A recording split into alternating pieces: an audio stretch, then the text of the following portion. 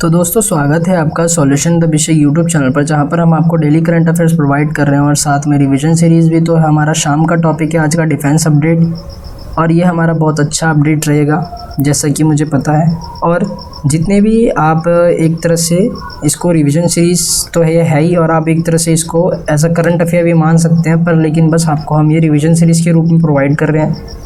और इसमें जो है 5 फरवरी से 12 फरवरी तक के जितने भी रिलेटेड क्वेश्चन हैं वो सब मैं आपके लिए लाए हैं एकदम टॉप तक, तो आप इसे पढ़ सकते हैं, आपके बहुत काम आएगा, एकदम अपडेटेड है ये एक तरह से। ओके, चलिए शुरू करते हैं हमारे आज के क्वेश्चन से। आगे बढ़ने से पहले चैनल को सब्सक्राइब कर दीजिए, लाइक कर दीजिए वीडियो को, शेयर कर दीजिए वीडियो को, चैनल का नोटिफिकेशन बटन दबा लीजिएगा, और साथ में इसका जो PDF है आपको टेलीग्राम ग्रुप पर मिल जाएगा, लिंक डिस्क्रिप्शन में है। चलिए आगे बढ़ते हैं क्वेश्चन नंबर 1 से।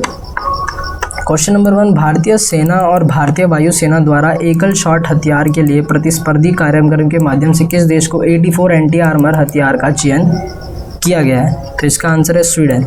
चलिए इसके बारे में डिटेल फॉर्म में जान लिया जाए थोड़ा। स्वीडन जो है स्वीडिश रक्षा प्रमुख साहब के 84 एंटी आर्मर हथियार जो है भारतीय सेना और भारतीय वायुसेना द्वारा एकल शॉट हथियार के लिए प्रतिस्पर्धी कार्यक्रम के माध्यम से चुना गया है। इस आदेश में 84 CS-AST शामिल है, जिसमें अंदर की इमारतों और बंकरों और अन्य शहरी परिवेशों को जैसे समित जो है स्थानों को दागा जा सकता है। हथियार का वजन लगभग 9 किलो रहेगा और इसकी प्रभावी सीमा 200 मीटर की रहेगी। तो ये शॉर्ट जो है शॉर्ट टर्म रिलेटेड है एक तरह से। फरवरी 2022 में किस दिन को भारतीय तटरक्षक बल के 46वें स्थापना दिवस के रूप में मनाया जाता है? अब देखिए ये है 1 फरवरी को मनाया जाता है। हालांकि ये 5 फरवरी से 12 फरवरी के बीच में नहीं आता, पर ये इंपॉर्टेंट है तो इसलिए मैं आपको लेके आया हूँ, क्योंकि ये तो क्वेश्चन में पूछा ही जाएगा। जितने भी बच्चे कोस्ट गार्ड की तैयारी कर रहे हैं वो तो खास करके पढ़ लीजिए। भारतीय तटरक्षक बल दुनिया का चौथा सबसे बड़ा तटरक्षक बल है। 1978 में सिर्फ 7 सतही प्लेटफॉर्म के साथ किया जाएगा। तब से संगठन ने अपनी सूची को 156 जहाज़ों और 62 विमानों तक बढ़ा दिया। ICG का आदर्श क्या है? वयम रक्षाम या फिर वी प्रोटेक्ट, मतलब हम रक्षा करते हैं। और जो ICG का उद्घाटन है ये कब हुआ आपको मालूम? 19 अगस्त लिखा हुआ है। 19 अगस्त 1978 को तत्कालीन प्रधानमंत्री मोरारजी देसाई ने किया था। क्वेश्चन नंबर 3, निम्नलिखित में से कौन थल सेना के उप प्रमुख यानी VCOS 31 जनवरी 2022 को सेवानिवृत्त हुए हैं?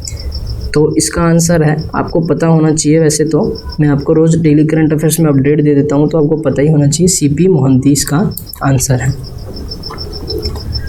अब क्या है ये? लेफ्टिनेंट जनरल CP मोहंती हैं। 31 जनवरी 2022 को उप सेना प्रमुख के रूप में सेवानिवृत्त हुए। इन्होंने 1 फरवरी 2022 को उप सेना प्रमुख के रूप में कार्यभार संभाला। सेना की दक्षिणी कमान जो है इनके पास थल सेना अध्यक्ष VCOS के उप प्रमुख के रूप में भी नियुक्त करा गया है इनको। ओके, अपनी सेवा के दौरान इन्होंने आतंकवाद विरोधी माहौल में रंगिया स्थित डिवीज़न में जो है कमान संभाली है। तो क्वेश्चन नंबर 4 की ओर बढ़ जाते हैं हम इसी के साथ। अब जो कारगिल युद्ध के नायक और वीर चक्र से सम्मानित हैं लेफ्टिनेंट, क्या नाम है इनका? जनरल, इनका तो पद है लेफ्टिनेंट जनरल। 31 जनवरी 2022 को उत्तरी कमान के प्रमुख रूप में जो है सेवानिवृत्त हुए हैं। तो इसका आंसर है YK जोशी। अब आप ये मत सोचना कि सर जी फरवरी चल रही है, 17 तारीख हो गई है, लेकिन आप तो फिर भी जनवरी पे अटके हुए हैं, तो रिवीजन है। और डिफेंस में ना ज़्यादातर आपको बहुत पुराने मिलेंगे, अभी जनवरी का ही आपको लेटेस्ट मिलेगा, या फिर लेटेस्ट फरवरी का मिल जाएगा। ओके, और फिलहाल तो है ही इसी साल का, इतना भी पुराना नहीं है, पर वही है बस 1 आध हफ्ते पुराना है, 2 हफ्ते पुराना है। ओके, चलिए इसके बारे में डिटेल फॉर्म में जानते हैं। कारगिल युद्ध के नायक लेफ्टिनेंट जनरल YK जोशी 31 जनवरी 2022 को उत्तरी कमान के प्रमुख के रूप में सेवानिवृत्त हुए हैं। ओके, ये बात तो सबको पता चल गई क्वेश्चन के माध्यम से। अब इन्होंने 40 साल के अपने विशिष्ट करियर के दौरान भारतीय सेना में विभिन्न रणनीति पदों पर कार्य करा। ऑपरेशन विजय कारगिल युद्ध और ऑपरेशन पराक्रम में 13 J&K राइफल्स की कमान संभाली। वीर चक्र और कैप्टन विक्रम बत्रा को परमवीर चक्र से सम्मानित भी करा गया था। क्वेश्चन नंबर 5, रक्षा मंत्रालय के अनुसार निम्नलिखित में से किस रक्षा बल में महिला फाइटर पायलटों को स्थायी रूप से शामिल किया जाएगा? तो इसका आंसर है भारतीय वायुसेना। रक्षा मंत्रालय ने ये सुनिश्चित कराया है कि महिला फाइटर पायलटों को शामिल करने के लिए जो है ये फैसला करा गया है। घोषणा 2015 में की गई थी। 2016 में योजना लागू होने के बाद 16 महिलाओं को पायलट के रूप में नियुक्त करा गया है। साथ ही राष्ट्रीय शिक्षा अकेडमी यानी नेशनल डिफेंस अकेडमी जो है NDA, इन्होंने जून 22 में महिला कैडेट के अपने पहले बैच को शामिल करने के लिए इन्होंने तैयारी कर ली है। क्वेश्चन नंबर 6, निम्नलिखित में से किसने सेना की उत्तरी कमान के general officer commanding in chief के रूप में पदभार ग्रहण करा है? तो इसका आंसर क्या है? Lieutenant general Upendra Dwivedi ji. Option number 4 है। अब लेफ्टिनेंट जनरल उपेंद्र द्विवेदी ने फरवरी 2022 के अनुसार ने जो सेना अध्यक्ष में उधमपुर स्थित उत्तरी कमान में general officer commanding in chief के रूप में पदभार ग्रहण करा। अब जो लेफ्टिनेंट जनरल योगेश कुमार जोशी हैं, सेवानिवृत्त होने पर पद ग्रहण इन्होंने किया। थल सेना अध्यक्ष के रूप में ये कार्य करता थे। भारत म्यांमार सीमा पर कश्मीर घाटी असम राइफल सेक्टर में अपनी बटालियन की इन्होंने कमान संभाली। हाल ही में लेफ्टिनेंट जनरल मनोज पांडे 22 के अनुसार को थल सेना अध्यक्ष के रूप में इन्होंने नियुक्त करा गया है। क्वेश्चन नंबर 7, निम्नलिखित में से किसे फरवरी 2022 में रक्षा खुफिया एजेंसी के महानिदेशक के रूप में नियुक्त करा गया है? तो इसका आंसर है option number 1, lieutenant general GAV Reddy ji ने। अब इनको रक्षा खुफिया एजेंसी के महानिदेशक के रूप में नियुक्त करा गया है। General Reddy lieutenant general KGS जो है ढिल्लो के साथ इनका स्थान लेंगे। प्रतिष्ठित अधिकारी परीक्षण अकादमी यानी OTA गांव के 9वें कमांडेंट के रूप में कार्य करता थे। महानिदेशक 3 शस्त्र सेवाओं के बीच स्टेशन के आधार पर भी इन्होंने ये कार्यभार संभाला था। क्वेश्चन नंबर 8, भारतीय नौसेना के कलवरी वर्ग में निम्नलिखित में से किस पनडुब्बियों ने फरवरी 2022 में अपना समुद्री परीक्षण शुरू कर दिया? तो इसका आंसर है वागीर। क्या नाम है इसका? वागीर ने।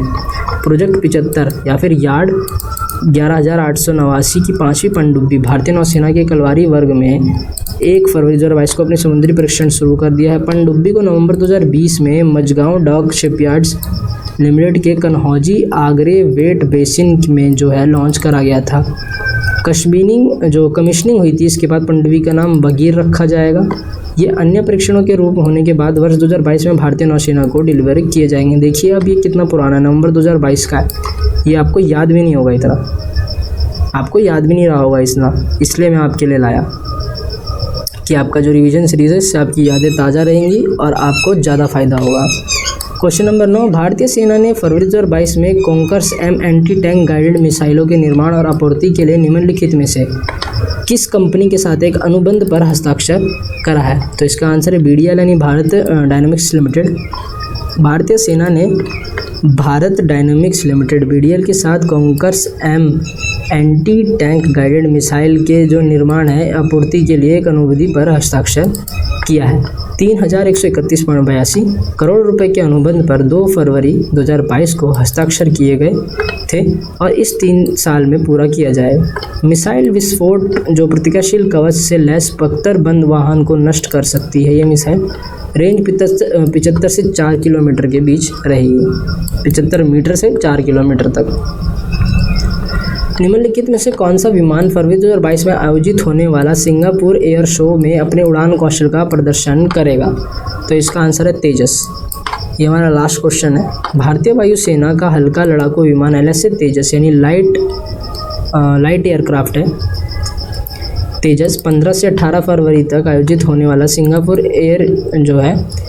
एयर शो 2022 के अपने उड़ान कौशल का प्रदर्शन करेगा। देखिए 15 से 18 फरवरी, आज 17 है, कल होगा, यानी 15 से 18 के बीच में हो रहा है ये। तो देखिए मैं आपके लिए फिर से रिवीजन ले आया, अब आपको याद आ गया होगा झटके से। एयर शो में 4 वायुसेना और 2 वाणिज्यिक कंपनी के 8 फाइलिंग डिस्प्ले और जो फ्लाई पास्ट होंगे।